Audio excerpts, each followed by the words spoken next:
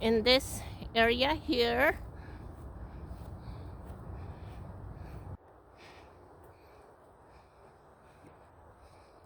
Right in this promontory is the overwhelming firepower.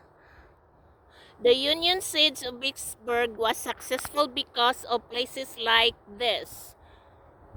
At Battery de Gaulier, the Union Army concentrated its cannon. Confederates spread theirs out. When a Confederate cannon fired, many Union guns replied, knocking out with the enemy guns. Confederate General Pemberton moved his artillery back without the threat of enemy shells. Union troops dug towards Confederate lines.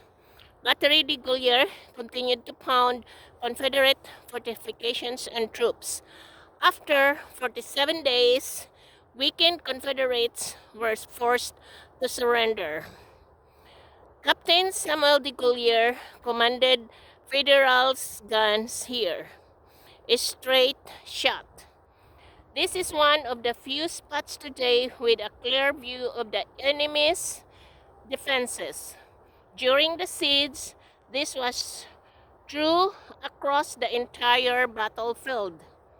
Why? Long before the war, settlers had cleared the heavily wooded land in this area for farming. Later, Confederate forces cut down any remaining trees to build fortifications and eliminate cover for approaching enemy troops. Since the Civil War, forests have grown up, blocking most of the views between the Confederate and Union positions.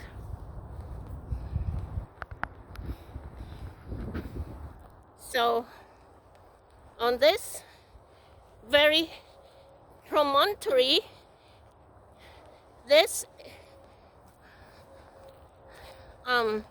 casualties in the battle